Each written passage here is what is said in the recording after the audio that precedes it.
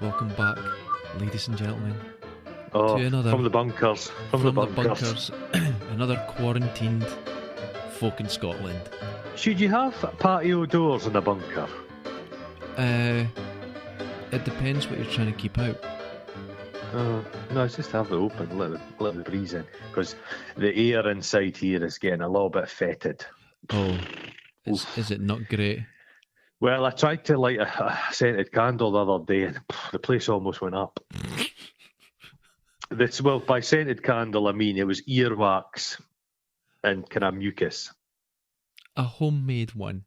So it was a scent, a very distinctive scent. Is that like when you're doing, when you do the ear candle wax thing? Is that called Hopi?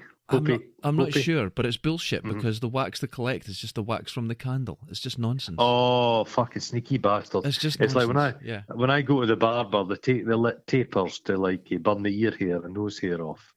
Oh goodness, what? Turkish barbers. Turkish people are often very hairy men. Okay. So the Turks are experts at getting rid of body hair. So they do your lugs, your nose, your eyebrows. But it's that smell of burning hair. Oof. Oh, it's not good. It's not a good smell, is it? No, it smells. It's partial death. And it is. It has a shitty smell. Yeah, it's not good. It's not good. But yeah, because my ears have got very, very hairy since I went past 40. Yeah, I've got that. I've got this Yoda thing that it grows on the outside of the ear. These little white hairs stick out. They're blonde hairs. They are blonde hairs. Give me. Yeah. But what purpose does ear hair serve? I think keep them warm. I don't know. Is it like for crawling through tunnels when you're older? You can feel your way around. No. Aye, like whiskers, like a star-nosed mole. Have you ever seen a star-nosed mole? They are wonderful. Aren't they incredible? I'm a big fan. Have you seen I like moles in general. Do you like a golden mole? They don't have any eyes, and they are in deserts and they go through the sand. A golden mole. Isn't wonderful? I was into through my teenage years. I was really into cryptozoology, and isn't there a desert worm that gives you electric shocks that they're still trying to find? Oh, they're trying to find it. Yeah, they say it's there. There's loads of stories of it and all this sort of thing. Is that not the Mongolian death worm? Is that what it is? Is something like that? I think that's the Mongolian death worm. Oh, right, okay. But there is. You can get an electric eel can give a fatal shock. Oh, absolutely, yeah. That's incredible. Imagine being able to produce electricity. The other cryptozoology animal that I love. I love it. Someplace, I don't know, Brazil or something. But there's this tribe, and they all defend themselves every night against giant spiders. And there's these, they put these stakes all around their village, all pointing out the way, and then they have a gate, and it closes at night, and they put guards up, and no one's ever seen one. And then years ago, there was this adventurer guy with his wife, and they actually had a car there, and they were traveling through this little area, and one was in front of the car and crossing the road, and they said it stood about 1.5 feet tall. And I believed it. Who knows? It might be. I bet it was like Ron, Jane, and Freddie in those Velcro suits. Not the Velcro, those body stockings you see people wearing on stag nights. Yes. And they're just them playing scuffling Twister. about. Playing Twister. I might be wrong in this, but I think the exoskeleton of an insect means it can only get so large. Right. Yeah. So, but you used to have extraordinarily large insects back in the day when the atmosphere was different. Yes. So you had huge 6 feet dragonflies and fucking huge dense centipedes. Nitrogen in the air and stuff. Yeah, dense nitrogen, exactly. There is have you been to Crail in the East Nuke? Yes. On the beach there is the footprints of a giant centipede that's ran onto the beach. Oh. And it's in the stone. There's like monkey puzzle trees. It's all kind of a petrified forest down at the beach. That's incredible stuff. See, the thing is, what I've noticed about all these fantastic creatures from the distant past is that you couldn't throw a fucking cat without hitting some incredibly giant animal? Were they all They're all just big, packed yeah. in? Big sloths. That is A incredible. ground sloth. In the Natural History Museum in London, they have a skeleton of one up against the tree. The thing's gigantic. It's gigantic. It's like 15 The ones feet that or scare something. me, you know, the gigantic fucking hellbirds or something they were called. They were like a big predatory ostrich. Oh, yeah. Imagine being hunted down by one of them. Their beak. Oh, just plucking at your entrails. Oh, because it wouldn't dispatch you quickly. No, they would rip you apart. To it slowly, like meticulously. The way a bird would do it now. Well, like a parrot eating a peanut. You've seen a parrot, a monkey nut, it slowly just takes its time. Picks it apart. Well, two of the things I'm doing in the isolation. Okay, let's hear this. I'm having a friendship with a Twitter. I think it's a Nigerian scam artist. Now, I've heard about this conversation. I haven't seen it yet, but my partner was telling me. I've been putting online, but they very quickly. What they did was they followed me on Twitter, and I'm a polite person, so when someone follows me, I just follow them. Oh, fair enough. That's what I kind of do. And then, so that's that. But immediately, I get a message from them saying they're a single woman, they're looking for love. There's a chance we can get together. She is willing to move. To be with me. That's straight out the gate. That's like, hello. Now, yeah, I'm a little bit suspicious. No. So there's a conversation, and it literally does not matter what I have been saying. They're persevering. Oh, wonderful. And I asked for them to send me a picture to prove it was them. You know, a piece of paper with the date and everything. And the Photoshop job is wondrous. It is simply wonderful. Oh, that's incredible. But I think it's now got to the stage. They obviously don't know I'm going to give them any money or anything. And it's like they're just starting to enjoy the crack. Oh, isn't that wonderful? You have made a connection. But I'm not 100% sure they're in Nigeria. It's like a long con. Because the other day they said, it's quite cold and rainy here. And I thought, fuck, they're in Dundee. Is this somebody I know? Know what I mean? I don't know. I don't know, but it's fascinating. I heard all about it, and we can tell everyone listening to check your Twitter, because apparently, I haven't seen it yet, but apparently it's amazing. So it's all there, it's killing some hours. That's part one of what I've been doing. In part two, I've been befriending a crow. Oh, right. So there's a crow that comes to my garden every morning, has a look about, and I'm slowly going out. I give it a little bit of bacon this morning, and what I'm doing is I'm being very calm, but I'm getting slowly each day. It's going to get used to me. And by the end of this period, I'm going to have it eating out of my hand. That's my mission in life. Wonderful. Because crows are wonderfully intelligent animals. Crows are the most that you can see them thinking when they're up to something. It's great. Yeah. But they're that black colour with them all, they're bluish. Yes. You know what I mean? they're like proper oil, black. Yeah, like oil, beautiful thing. So that's all I've done. You're doing that. I'm currently training a robin in the garden. Oh. And robins, they're so tame. Yeah, they're so tame. Problem. I go, and it flies down to the garden. I give it some seed, and I just walk around, and it just chills. Follows me about a bit, and then takes off to do its thing. Well, because robins, if you're digging in the garden, a robin will come down to see if you've uncovered anything. Came with the love a mealworm. Oh, right, okay, I'll keep that in mind. It's maybe going to be difficult to get your hands on some mealworms at this time. I don't know. I've been scraping my arse along the carpet a fair bit. That's maggots. That's different from that's different from a mealworm. Unless you're storing some porridge oats up there. I am. Just a bag. In case anyone comes for my porridge, these are the apocalypse. This is the end of days right at the moment. God, you're very bloated looking. Ken. No. But the thing is, it could start to sprout in there. Yeah? Oh, did they grow? They have been known to, yeah. I think so, do they? I don't know. That'll explain the tickling in my gullet. My dad swear blinds that when he was a kid, there was a story where in India, a woman had went down to the riverbank to drink, and she'd inadvertently swallowed a snake egg. And the snake hatched in her esophagus, and then it just grew through her entrails, but it was alive, and it it would make a mewling noise when it was needing fed. Well, here's the thing. I have heard similar stories, and I'm going to cast doubt. For no other reason, I'm just going to cast some doubt over the whole lot. Well, I don't think a snake mews like a kitten to start with, but could it survive? I don't think so. I think they need to breathe, technically. So there's an issue there. It would be wonderful if it could. When you have worms, you know how we talked about this before, Victorian thread ladies worms would have worms to help them lose weight. But when you get them out, you got to wrap them around a pencil. And they go in your bum, so because if you pull them hard, they break. So you've got to gently, just slowly wrap them around a pencil and keep rolling them up.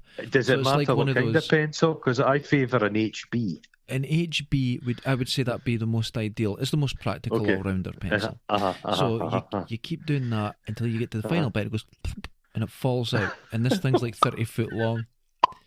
Or there's the other kind of worms. I'm not sure which one, but you've got to lie on your front in the dark, and then you have to have someone behind you, right, with like tweezers or something, because these worms will come out of your butthole during the dark, and then they put a light on quickly and grab them and pull them out.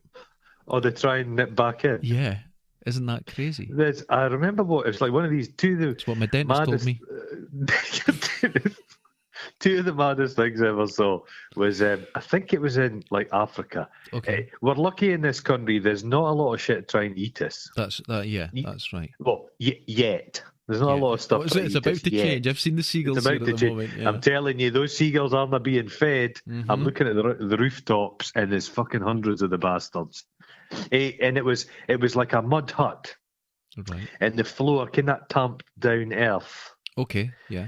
But there was these like maggoty grub things that lived under the floorboards, the floor, the earth.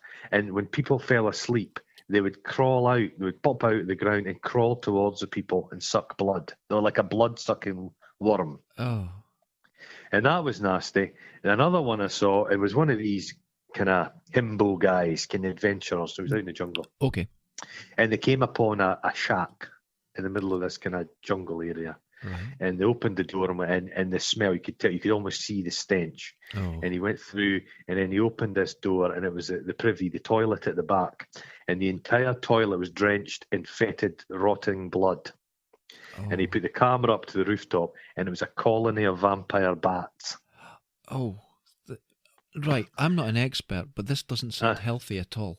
No, but vampire bats, they regurgitate blood to feed each other. They're like, Stevie, I'm a wee bit peckish. And they go, oh, here you come across. Oh. And they share the blood. And then they pretty much shit out blood. Their feces is essentially blood. Oh, Have you look up a video of a vampire bat hunting. The way they approach, they're a cautious animal. Oh, cautious. Right. They're like a Perthshire shoplifter, not a Dundee shoplifter. A Dundee shoplifter's bold, but no, a Perthshire, a middle class lady stealing gin. I saw a shoplifter, two shoplifters once in Primark. One got caught and she was stealing eyelashes, stick-on eyelashes, and this other guy was just grabbing anything. So he got a pair of ladies' shoes. He got a couple of T-shirts, a pair of shorts, and he put it up his T-shirt so he looked like pregnant. But he he fashioned it where he was just fat, tucked it in. Oh, brilliant. And he walked straight past the security guard and straight out. And I don't know, I think the security guard went, is it really worth it? I know, getting in a ruckus for a T-shirt. Yeah. What they do is the shoplifters in Dundee, they get themselves a plastic bag, like a bag for life. They were going into like Thompson's holiday firm and getting a brochure or an Argos catalogue, and you put that in the bottom of the bag, and that's ballast. That opens the bag up, and then you can put all the shoplifted stuff. Because if you try and put stuff in an empty bag, it's difficult. Oh, this is a good There's tip. There's techniques. Here's another tip. Put on a tabard. Yeah, fluorescent green one. You disappear. No one notices you. It's the strangest experience. You get high vis blindness.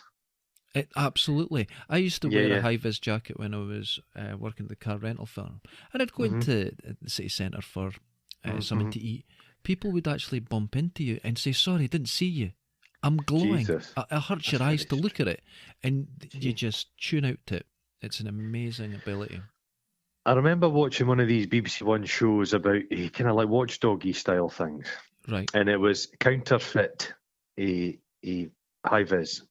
So it was high-vis jackets that had no high-vis properties. Okay. And then there was hard hats, and they put them in the machine to test them, and it was like they were made out of Jacob's crackers. But just, that dodgy stuff, stuff that's made like phone chargers, and you charge your phone and the whole house immediately blows up. Yeah. Why are they doing this? But that the kind of person, we've spoken with them before, health and safety gone mad. Yes. I am very much on the side of health and safety. I'm a big believer in health and safety, yeah. Because you do see people doing the most incredible things, and if you give an inch, people don't take a mile. They take a forklift and drive it over their own head. That's what they do. It's the first thing that'll happen. Yeah. And I've seen it at work. I've seen people do the most incredible things. You do. I don't even know if it's called. Was it COSH when you're on your chemical stuff and that? Is it still COSH? Yeah. And I remember going through that at like 5 a.m. at the university lecture theatre. You're falling asleep, but you'd still see some ladies, caretakers, bringing in their own bleach to give things a good clean, and you're like, please don't use bleach. They'd put it in everything. That happened at the Olympia swimming pool in Dundee. They mixed two chemicals, and the whole place filled with gas, chlorine gas. Because if you mix chlorine and bleach, does that not? Yeah, it has a chemical reaction. Incredibly dangerous. Jesus. Yeah. The one that freaks me out is you see a lot of YouTube video people doing stuff, and they'll be using dry ice, aren't you? Yeah. Well, that's a bad one. No, the one that freaks me out is they use like lathes and stuff, and they're wearing gloves, fabric gloves. Yes. Oh God, I've seen that as well. Don't. Jesus Christ! You're going to lose all your fingers. It would just turn your hands into bloody corned beef, like mince. It would. Yeah, I've seen that. Tell you who's a bit dodgy for his health and safety. Old Adam Savage. Adam Savage, just wearing glasses with a lathe. Yeah, glasses. But I saw him reaching in to them with gloves to this little space behind a lathe to pick up like a screw. I'm like, what are you doing? Yeah, there's. It's very fast and loose with. I have noticed that myself with him. He's not the safest guy in the world. No, at all. No. Safety, it's like home insurance. You never need home insurance till your house burns down. That's right. Yeah. But you're best to have home insurance. Be safe. I was almost blinded at school. You know me. I'm a proud spectacle wearer. But I was making a wire figure. Okay. And kind of you wrap the wire, and it's quite that springy kind of wire. So there's a big roll of wire, but I snipped it with the pliers, and it sprung, and the tip of the wire, which was like a deadly point, hit me in the specs and went through my specs, and the specs stopped them. So when I took my specs off, there was about 3 millimeters of wire through the other side of the specs. Oh, that's incredible. If it hit me in the eye, it would have just, it doesn't bear thinking about. I think anyone who's a musician that's listening to this, especially if you're a guitarist, you'll understand this. Oh, okay, hi. There's nothing scary in being a guitarist, ever. No. Until you have a fresh pack of strings, and when you get them, they're coiled, and you have to and they go, that moment, you'll see any guitarist at any stage, you can hold them away, but it's safer just to have that wee bit of lean back in your neck as well. Just right, okay. There's a lack of trust there. Oh no, wire's dangerous. My dad tells a tale when he was at school. They had a lathe at the school, and I think at the back of it there was a section where you could screw on a sanding disc. Okay. And there was a thread. So him and his pal my dad was trying to use a lathe, and his pal was like, I need to sand something. And he was trying to he wouldn't. My dad was like, "No, I've got to finish this." So the guy tried to screw onto the thread the sanding disc while the lathe was running. So the sanding disc gets a slight. Oh, my stomach. It gets slightly attached, and then it starts going. Whoa, whoa, whoa, whoa, whoa, whoa, starts wobbling like one of those Rolf Harris boards, and it just took off and went flying down the corridor, knocking everybody out of the way. Go at Jesus. speed. See, things like that, they make my stomach go. But there's one thing that makes my stomach go, and I'm going to describe it. And everyone that hears this will probably. There was a kid online a few years ago that took a pair of nail clippers, put it on his front tooth, and snapped them off. Now, what did he do that for? He's 14 and stupid. He snapped. He used nail clippers to snap his front tooth off. You've been talking about what did he pull out at the root, or did he just? That must have been excruciatingly snapped it in half, right through it. Pain, like I couldn't even imagine the pain. That's one that I've ran cold. And we're passing this on to our listeners. You're welcome. There's one I heard where there was an internet thing saying if you tried to put a light bulb in your mouth. It would. That's right. Have you heard that one? It would lock your jaw. You can't get it out. You can't get it out. So the guy had tried with a light bulb and it had stuck. So his mate was like that, oh fuck. And they thought we'd better go to the hospital. So they phoned a taxi driver, and the taxi driver came and said, "Oh, what have you done? Stuck a light bulb in my mouth." Well, we'll take it. So he took him to the hospital, and the doctor's like, "Oh, for fuck's sake, you're not the first person I've seen. We'll just have to smash the light bulb and remove it." So they get it done, and they got a talking to for the doctor. Anyway, as they're leaving, who walks into the bloody ER?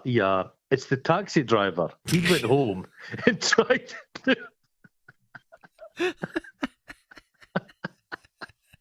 This had to happen in Dundee.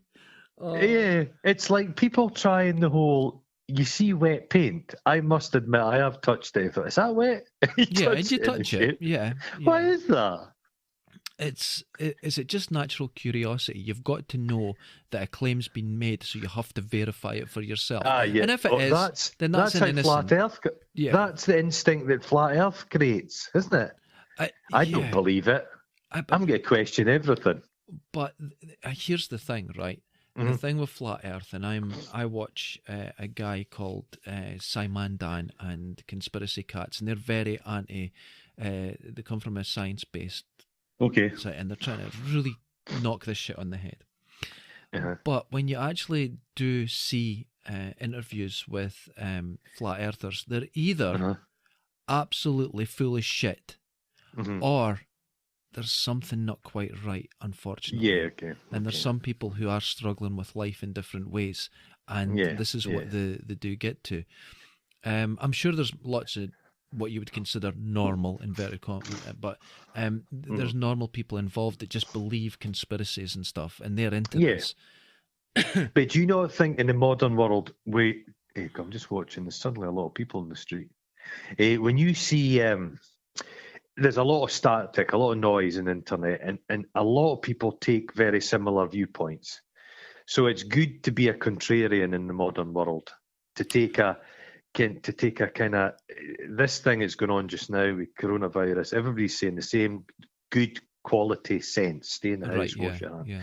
But if you say, "Oh no, don't wash your hands," in fact, go out your way to keep dirty, and as mad as it is, it does get you. You do become clickbait. You can attract a lot of attention. That's just part of it. Yeah, I think that's always going to happen. People that genuinely believe some mad point of view, I can kind of accept, but it's the people who are doing it out of sheer cynicism, just to, you know what I mean, to do well out of it, to benefit. That's appalling. It's truly appalling. It's anti-intellectual, which is always a concern. Now, but at the same time, not to be like thinking I'm better than anyone or anything like that, but I do love the conspiracy side to the world. I do love this underground of madness. I love it. Yeah. It's brilliant. It's modern day fairy tales. Yes, and it's fascinating. It's fascinating, and I like it to a point. I hate when people get really serious about it and they went, no, they're get angry about it. No, I like nonsense. a show. I like a TV show where they go out to find Yeti, and they're just, what was that? What was that? What was that noise? Well, in the night scope. That was the thing that got me to Nepal. Because as a kid, I think it was Arthur C. Clarke's Mysterious World or something. Did you want to make love to a Yeti? I think I'm too angry for that. It would have been a real angry moment. But there was Did you want to wrestle a Yeti? A wrestle would be absolutely fine. Okay. That's acceptable. Okay. And it was these guys, and they were wearing their very 70s American sort of puffer jackets, bright colours, and they're heading up to in Nepal, in the land at Lukla, the most dangerous airport in the world, in the land there. And I see this place and I'm fascinated by it. And they hiking up in the snow, and they've all got moustaches, glorious moustaches and 70s haircuts. And they get up to this monastery which has what they say is the scalp of the Yeti. And all this sort of thing, and to me it was just it's adventure, right? So eventually I got to go to Nepal. I landed at the most dangerous airport in the world. I hiked up, not in the snow, it was a fucking super hot, but I hike all the way up. Now you can't really get to see this Yeti skull anymore, but luckily the guide that we had was also, you don't get paid for being on TV there. He was a TV star, so his job was being a guide as well. So everyone knew him. Everywhere we went, everyone's, oh, Krishna, and they're getting his autograph. They just loved him. So when we get there, the old guy that runs the monastery, this old monk, he sees him. He's like, oh, I love your show and that. Come on in and have a look at the Yeti scalp. So we got in to see it. And it's just a bit of yuck hide. But it was absolutely beautiful to be sort of in this 1,000-year-old monastery. It was just incredible inside. And there's a safe, and they open it up, and there's the skull of the Yeti. Did it look a little bit like William Shatner's toupee? It looked like his chin. It was very pointy. His chin. It was not what I expected. Canada's premier Shakespearean actor. Oh, he's William wonderful, Shatner. Wonderful. Oh, he's so bad. Oh my Lord. I like the constant battle between him and George Takei. Oh yeah, they loathe each other. It's so good. They are like C-3PO and R2-D2. The hatred. They just hate each other. George Takei is so delightful, but he used to appear on Howard Stern a lot, and he was so good on it. He was just such a delightful. Yeah, he's a funny dude. He's a funny dude. Doesn't give a fuck. Good. He's just really nice. Yeah. Is Walter Koenig still alive? You never hear much from him anymore. I think he is actually. Because he was brought in as the young Beatle. He was like the mop top they brought in. That's right. Went bald. He's sexy. Yeah. he went brutally bald. Really instantly, Gets brutally bald. My dad speaks about back in the 60s where you really needed a good head of hair. Oh. And he said going bald was essentially a death sentence. Oh, it's crazy, yeah. He said you would see guys, they would often start to sport a hat, but not like a bonnet. They would wear like one of those 60s, the hats with a little kind of rim at the front. Oh, right, style, I mean, like a kind of captain's hat. But he said, so you'd have really full head of hair, good-looking guy, perfect for the 60s, slinky hip dude, pick of his ladies. He started going bald, and he had to settle for some. Oh. You know what I'm saying? Yeah. And then they immediately got married because that was the end of it. That was just the end of it.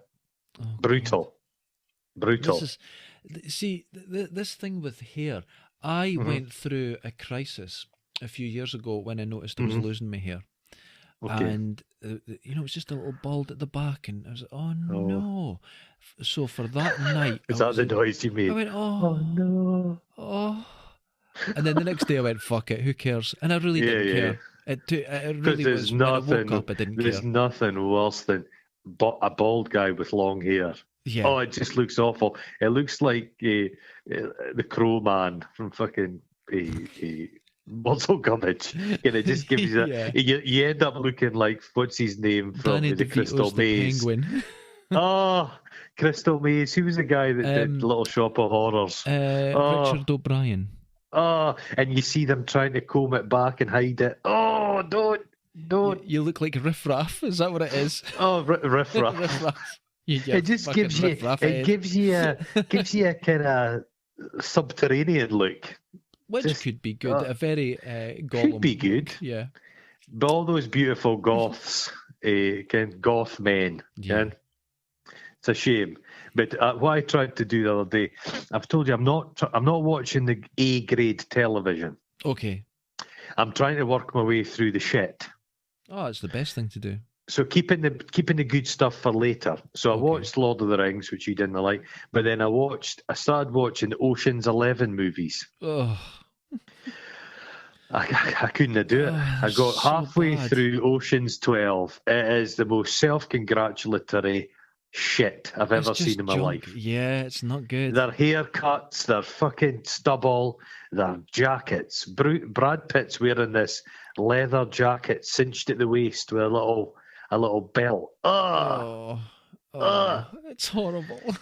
But there's a bit in it, it's this meta bit where Julia Roberts is in the film. That's right. So they need to cause a diversion. So she impersonates Julia Roberts. So they're doing a bit where Julia Roberts is a bit of a bastard and demanding. Oh, it's so awful, isn't it? It's just kind of if you feel like a tortoise want to just retract into your shell like a woodlouse. Well, I'll make it all up because last night I watched a film starring international AIDS warrior Charlie Sheen in 1996's, I think, or 97's The Arrival alien invasion film. Oh, it's great. I've not seen that one. Oh, it's his acting is just Have you seen The Wraith? One of my favourites. It's so good. It's a haunted car. It's not a haunted car. It's the Wraith. He's a Wraith. He's a ghostly vengeance. It's wonderful. In a space car.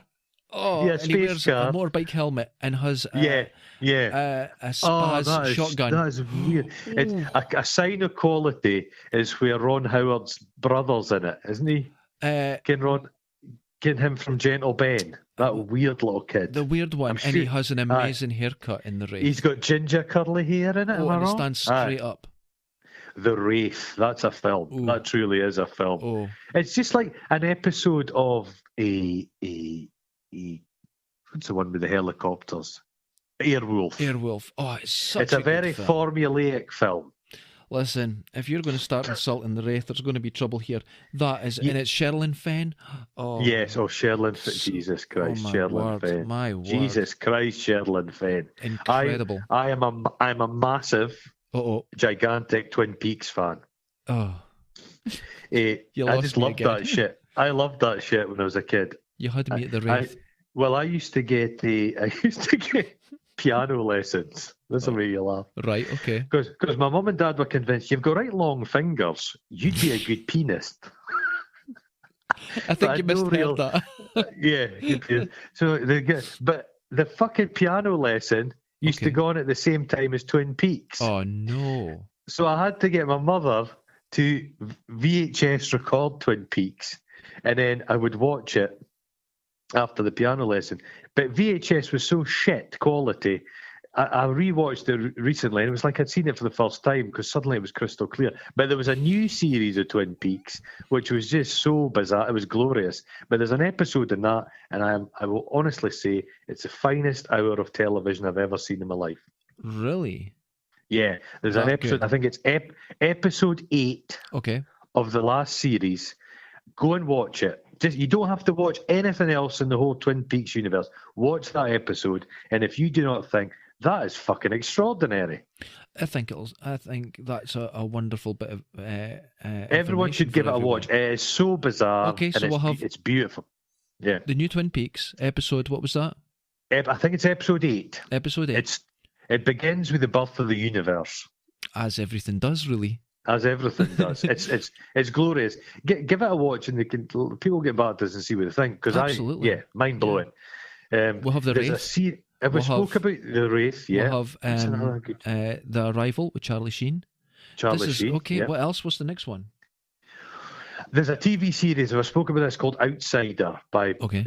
it's a Stephen King thing about a kind of shapeshifter. It's fucking brilliant. Okay, Honestly, people need to watch that. They'll thank me for that as well. Don't watch Legends of Tomorrow.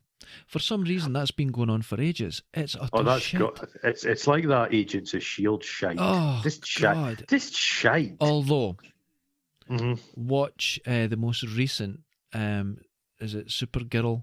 Superwoman? Oh, is that any good? I tried to watch Batgirl, Batwoman. That was shit. God, they're so bad. It's a bit... I understand the feminist message, and that's fine. But it's so clunky. It's so clunky, and it's so on the head that it's actually embarrassing. It's meme-worthy, but it's embarrassing. It's not a good show. Yeah, just shite. And as we described, what's she called, the actress in it? Rose. Ruby Rose. She's a handsome woman. Oh, she's attractive, but she's, well, if you like, kind of slightly well done up. Yeah, I want to see where you go with this. She's fit. She's boyish. She is boyish. She has that Justin Bieber haircut. She's very, but if you put Justin Bieber in a wig, not now because his skin's quite bad because of all the drugs. That's not but when he was younger, put a wig on him and we've spoke about Elizabeth Hurley's. We're going into areas we'll have to be careful here. No, but you know what I mean. He suits long hair. Okay, we'll leave it at that. It's like Elizabeth Hurley's son. A very confusing boner I get. We keep speaking about that. My mind keeps wandering back to Elizabeth Hurley's son. I wonder if he could put on his mother's dress. You know, the one with the safety pins. I'm sure he has. And go to a premiere. And I'm sure she's encouraged it. If someone happened to take a picture of that, I might be interested in seeing it. How many days have I been in isolation? Oh, it's literally your fourth day. Oh, God. I'm watching an old lady walking down the street and her stockings are a wee bit bunched at her ankles, and I've never seen anything so attractive than that. Oh, is it really working for you? Well, I'm watching. This is not a word of a lie. Mm-hmm. The Avon lady is going door to door around here. She must be in her 70s. You're fucking kidding me. Nah, no one's answering.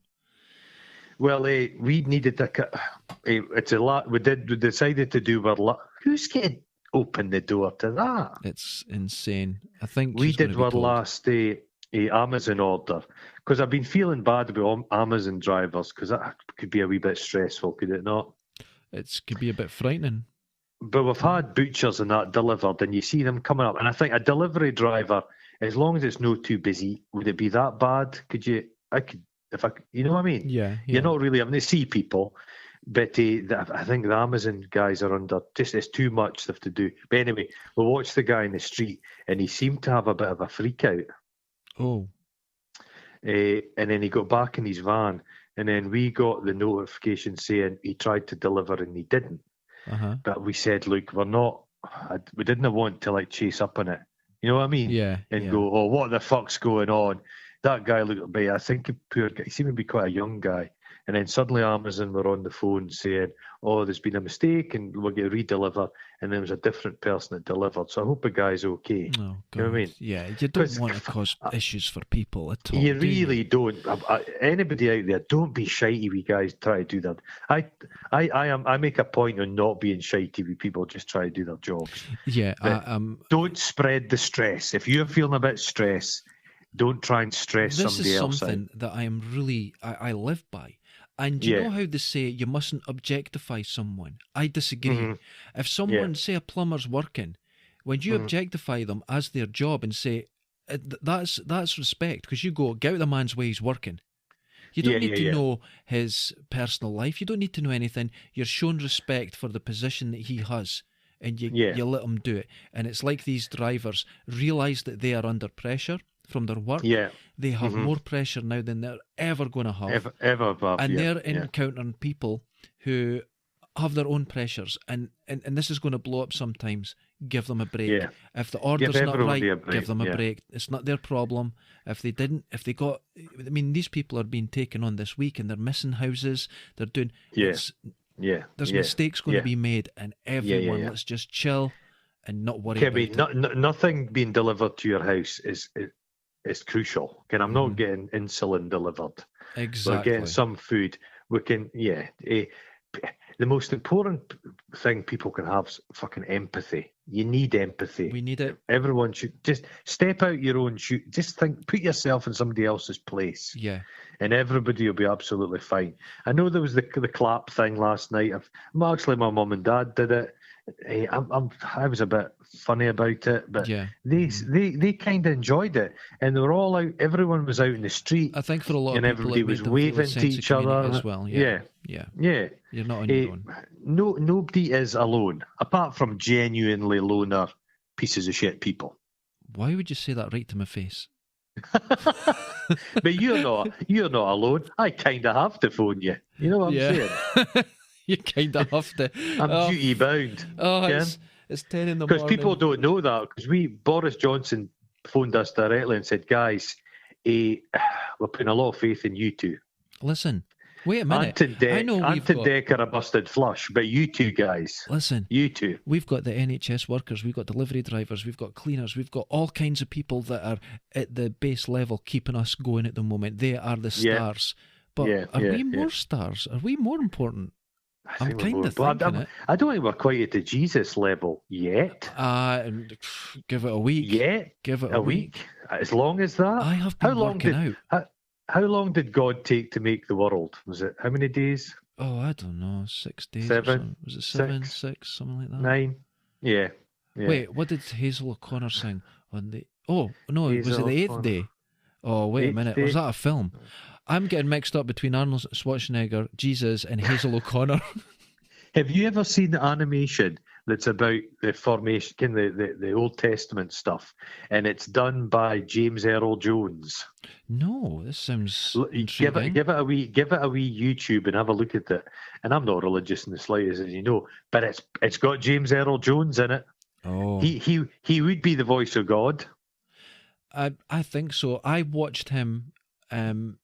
There's clips on YouTube of him on Sesame Street, and he reads the alphabet.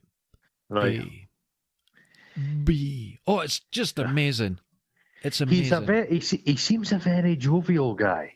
Doesn't he? Yeah, he seems like a nice guy, big cuddly bear of a guy. Content with life and that. Yeah, content. He seems cool. Well, if you're a successful actor, what the fuck have you got to moan about? Absolutely nothing. I've seen a lot of actors on Twitter and Instagram at the moment, and they're in their $12 million mansion going bored. I watched Sam Smith cry outside his. The latest one they're doing is they're going without makeup. Oh, my heart. I feel. But James Earl Jones, he got all the kudos for being Darth Vader, but he didn't have to go into the shitey smelling suit. Oh, that was perfect. That was in it. Best role, David Prowse. Have you heard Green Cross Code Man? Have you heard them? Because he done all the lines. Yeah, but he had a Zimmer's accent. His accent. Oh, it's so good. They should have kept it. It's such a good accent. Well, it's like Arnold Schwarzenegger doesn't get to do his own voiceover. That's right, because he sounds like a pumpkin. Yeah, because he sounds like a pumpkin. So good. It's wonderful. I think Arnold Schwarzenegger seems to have gone off his head. Have you seen his tiny donkey and horse? Yes, I think you get to a point in life where, I mean, he has had an extraordinary life, and you wouldn't have bet on him being a success, would you? Not at all. And I Early think on. Maybe internally he knows this, and he goes, God, I've lived a life. I've got kids everywhere. I've got all this life. I've got all the success. And he takes his sports, and he takes his Special Olympics and that. He takes it incredibly seriously, and he's a great spokesman for all these sorts of things. And he goes, what am I going to do with all this time and money? I need a horse, but not a normal one. And a donkey. I want a horse that Warwick Davis could ride. That's what I'm after. Oh, Warwick! The best thing I think about Arnold Schwarzenegger, he had the affair with the housemaid woman. That's right, yeah. And the baby was born, and he was like, "Yeah, it's my child." And actually, the kid he's had with the housemaid looks the most like him. Yeah. Yeah. Because he had the children with the Kennedys and the Kennedy gene. Oh, that's... The Kennedys all look like the fucking his Kennedys. daughter married Chris Pratt. Oh, my God. And you couldn't tell she's a Schwarzenegger at all. No, it just looks like a Kennedy. Yeah. Pure Kennedy. Yeah. Chris Pratt's a funny one, isn't he? Is he not a member of that weird church in America? Yes. They're an Australian-based church, and I've heard they're very anti-gay. I'm not a fan. It's a very unusual thing, yeah. The father that's founded the church, what do they call it? The father of the church is a convicted pederast. Oh, isn't it always the way, though? You kind of expect it. You do, but it's a super church, but it's all money. They make so much money. Very strange, yeah. Strange. There's a lot of music. They're in the charts a lot. Oh. My favourite religious song ever was I don't smoke dope, I don't drink bourbon. All I want to do is shake my turban. That was like a Sikh guy who was in the charts many years ago. That's wonderful. That's fair enough. You know my feelings on Sikhs. I love Sikhs. I love the Sikh community. I'd really love it if some Sikh people actually listened to us. That would really make my fucking day. I think everyone's going to listen to us. I think we're going to see this. We're all the same. We're all shite the same. We're all panicking about toilet paper. We do shite the same. Everyone's going to listen to us. Everyone's going to enjoy us. We're going to be the next huge thing like the Nolans or I don't know. I've started wiping my arse with wild garlic that I grow in my garden. I bet that smells delightful. Well, it's a green leaf, and it's quite a large leaf, and it smells lightly of garlic. Oh, well, delicious. And I wipe my arse after it, yeah. Because I shit in the garden, and what I do is I wipe my arse, and then I just slap onto the side of the shed. Oh, actually, you know that's what they do in going back to Nepal with yak shit. They pick it up and slap it on anywhere you go. It's slapped on the side, and it dries. You take it off and burn it. It's like peat. Hell. Smells great. Well, I think in even this country they would have used a lot of kind of dried dung. Yeah, in the absolutely UK as well. It's a fantastic thing to burn. Yeah, would it burn nicely? Well, peat. Yeah, peat's essentially a vegetable mat. I love a peat fire. Do you? A peat fire is the most beautiful smell, isn't it? See, when you go up to the islands, well, as you know, it's all peat, and they've cut so much away. The roads stand up higher because all the land's cut away. The smell. You get a family plot, don't you, of peat? Yes, that's right. It's not called a plot. It's called a layer. I think it's called a layer. A layer. Yeah. Oh. Yeah. But the smell great, and it crackles. Yeah. Oh, it's a beautiful smell. A peat fire with a wee glass of whiskey.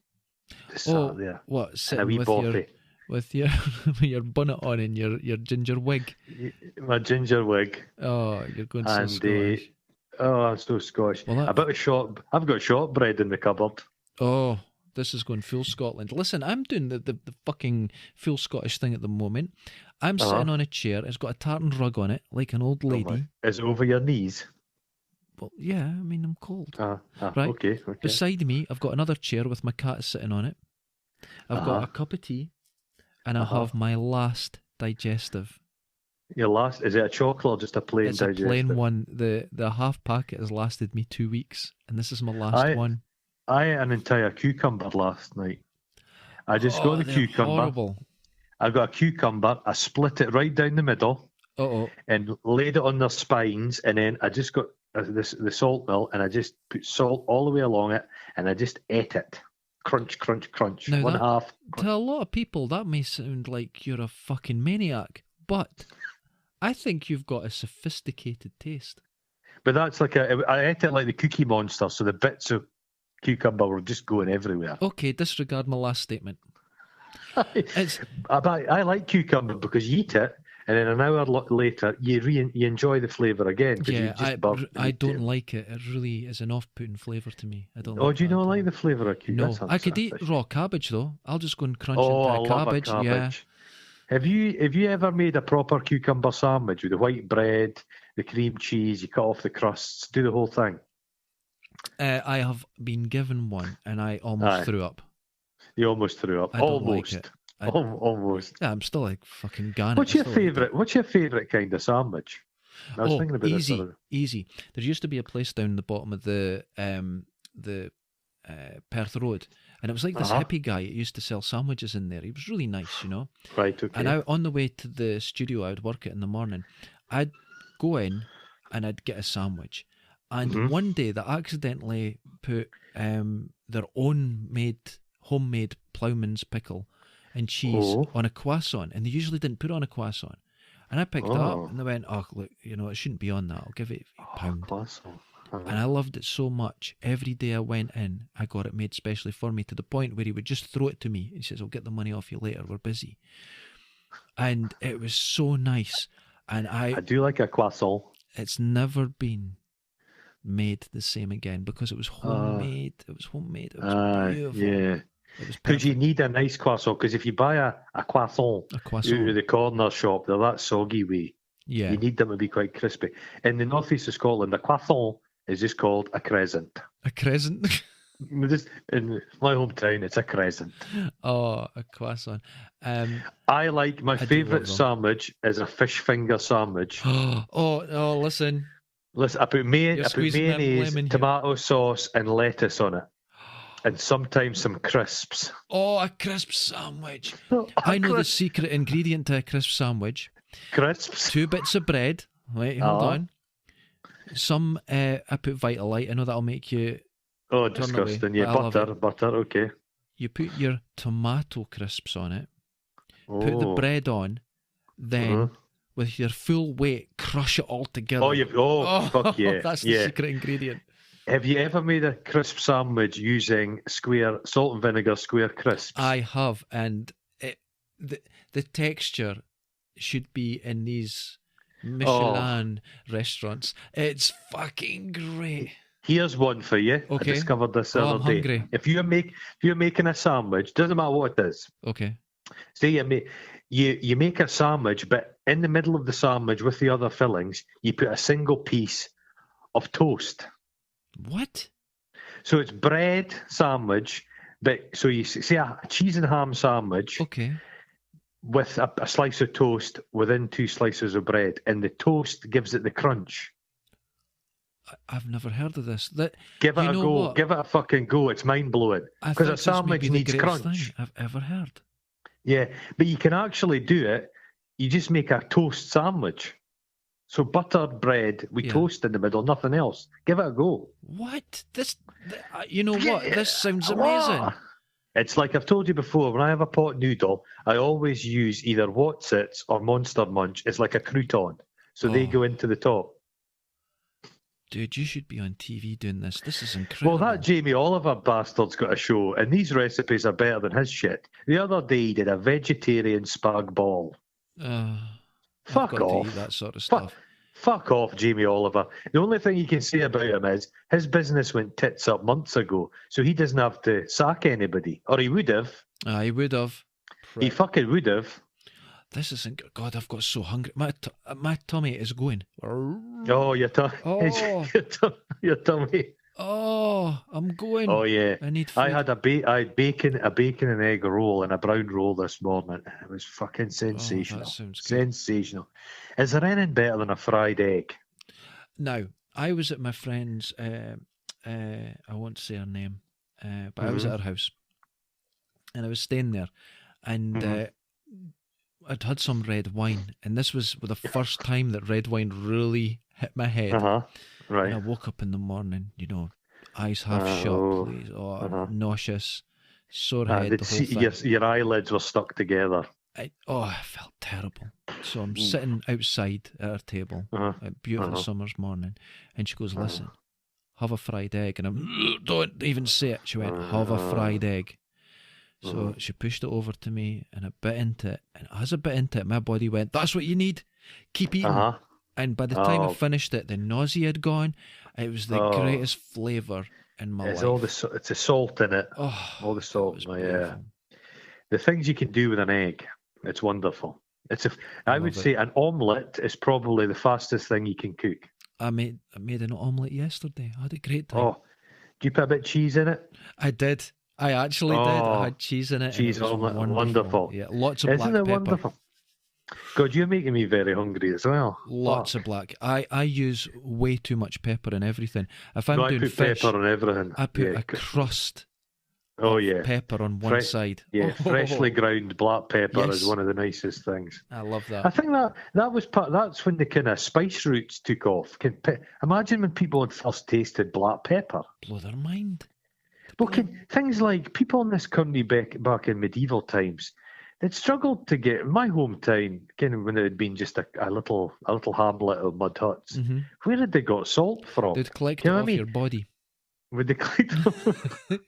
They'd go on away, run round the block 4 times. When they come back, they'd have a special salt scraper. I would empty my leather codpiece, and it would just be full. It would be like Malden sea salt, get the big flakes. That's what you'd have, like leather gimp suits that they would hang up and then just shake them at the end of the day, and out of the leg holes, loads of salt. Perfect. But have you ever seen those French salt factories? It's just like estuary ponds, and they just have the big spatula thing. Isn't it incredible?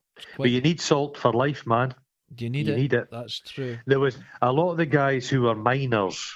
They would take salt blocks because people seem to think miners are down the mines wearing all the safety gear. They're basically in their pants because it's so hot down there. But they would just sweat so profusely. They would have a block of salt which they would just be licking at. They would take salt tablets in the room. Oh, that's so they'd all develop a real addiction to salt. There's a famous one. About 10 years, a guy was having his mince and tatties, and he'd went to shake his table salt on, and the top came off the thing, and the entire lot of salt went into his food. This is in front of his wife and children. So he just stirred it in and ate it, and he dropped dead. Dropped dead. That's not safe. Did you hear of the other guy? He went to get some onions out his allotment shed, and he picked up daffodil bulbs by mistake. And he took them home and ate them, and he dropped dead as well. Oh, goodness. Is this all happening in Dundee? I've got a feeling this is all happening in Dundee, yeah. Well, there's the allotment I used to be a member of up past my house, and that was under siege. There was a guy. It all broke into civil war. It seems it's a time. It's a more innocent time, kind of about 4 months ago. But this old guy called Don Elder, I'm going to name him because he's been in the local press. He locked himself in his shed. And the other members of the allotment were trying to get him out. The police were involved. I think, in Lord of the Rings, there's a big battering ram, Grond. Yeah. I think they had to build one of them to get him out. Oh, wonderful. Wonderful. Because the allotment people are brutes. They're really brutes. There's a lot of rules around it, isn't there? Here's pensioners, right? We have all developed in the last week or so the lives of pensioners. And it's great. And everyone is going fucking bananas. So imagine, that's why pensioners, they get fixated on writing letters to the press. Like a prisoner. They've got campaigning against wheelie bins. You've got to keep yourself busy. Yeah. It's the same as prisoners. That's how they break out of places, because they can watch and observe things that your daily use of mind will just ignore. And they see things. Yeah. People in prisons can run criminal enterprises outside the prison using notes they've written on toilet paper. With their own semen. Yeah. Isn't that Have Invisible you ever seen Ink? the film? Yeah, that's lemon juice. Oh, right. To anyone who's listening who's been getting my secret letters, throw them out. Just don't open them. Just throw them out. You hold it above a candle. You're like, Jesus Christ, that smells like shipper's paste. Have you ever seen the film The Animal Factory? No. With Willem Dafoe. Here's another one for you to watch. It's got Edward Furlong in it. Okay. From Terminator 2, and it's got Willem Dafoe in it. And it's based on a book by a guy called Edward Bunker. He was a long-term, he served prison for being an armed robber and stuff. The Animal Factory is wonderful, and it's got what's the guy? Angel Heart guy. He's Mickey in Rourke. Mickey Rourke. He plays a prisoner in it, and it's an incredible role. You should watch it. Animal Factory. Yeah, that's another one to watch. Mickey Rourke. I don't know what to make of him these days. Have you ever seen pictures of him walking around in his civvies? But he likes to have his belly button out. He and likes stuff. his belly out. He has a crop top. He has a t-shirt knot. Yeah, a t-shirt knot. His face is just diabolical. It is. He's supposed to be quite a nice guy, but just a maddie. Just but insane. I think he's always with this guy. I assume he's gay and he's in a loving relationship. I hope he's in a loving relationship. I hope he looks happy. He rescues all these little dogs. Yeah, that's right. Little chihuahuas. That's a winner in my book. Absolutely. Well, that film I just mentioned, Angel Heart. Have you seen that one? That is Robert De Niro. Such an amazing film. Yeah, that's a wonderful film. The greatest twist ever in a film. It's a bit Southern Gothic, isn't it? Yes. Yes. Yeah. Beautiful. Yeah. Beautiful. Isn't it beautiful? That's that British director. Is that not the same guy that did the what was that terrible film about the Irish soul band back in the day? The Commitments. The Commitments. Yeah. I think it's just Alan something. Parker. Alan Parker. I think he directed Angel Heart. It's a wonderful film. Such a good film. And everybody's got every film at their fingertips. Bonet in it. Lisa Bonet. Oh. She goes out with big Carol Drago. Yeah, that's Aquaman. Right. Oh, man. They've got quite an age gap. Quite an age gap. I wouldn't care if it was Lisa Bonet. Lisa Bonet would just break you in half, mate. Lisa Bonet.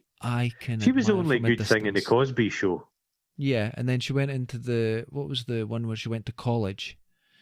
It was a Cosby follow-up. Was a spin-off? Spin-off, yeah. She went to college, and she was in it for a couple of seasons, and then fucked off. I've heard Bill Cosby's had some problems. Is his reputation taking a bit of a knock? I never liked Bill Cosby. Bill Cosby has such a strong reputation worldwide. Essentially, it could never be harmed by anything he done. So I can't imagine. I can't imagine. The only thing he could do to really harm that reputation if he was drugging and raping women. But that would do it. That would fucking do it. Do they still get the residuals? Do you still get money? Because the Cosby Show will still be getting played somewhere. That's true, but he's quite ensconced. If Chandler Bing, if it turned out Matthew Perry was killing homeless people and burying them under his house. We're not saying he'd done that, but we're not saying he has. But would he still get his friends' cash? Would he still? I'm not sure how that works. I don't know how it works because you're not allowed to profiteer from your crime. That's right. So if you write a book, you're not allowed to. But if it was money, because old Gary Shitter will still be making money. No, I don't think he does anymore. I don't think he does. No, I think there's something changed there because there's something about the Joker. The music was in that, and the people were saying he shouldn't get the money, and I don't think he does. I think it goes to the record company. Does it? Yeah. Okay. So I did hear something about that, so that could be a bonus there. But I've just noticed the time is 2 minutes over the hour. Have we? God, we're starving for conversation. You can tell that. That's exactly what it is. Aye. Everyone, wash your hands. Keep safe. Wash your hands. You're doing well. Wash your balls as well, and then wash your hands. The anus. That's a place to wash. Imagine if you've just cut up some chilies and you're about to touch your balls. Wash your hands as thoroughly as that. That's the advice we should be getting on TV. Yeah. That's exactly it. It's Boris Johnson chopping chilies and then getting his wee tiny scrotum out. Do you reckon? I don't reckon there's a single hair on his body. I get that feeling he'd be quite hairless. Yeah. Oh, it's gonna be terrible. Oh, fuck. Ladies and gentlemen, this has been Folk in Scotland Quarantine. All the very best. Later. Quarantine. Ta-ta. Bo.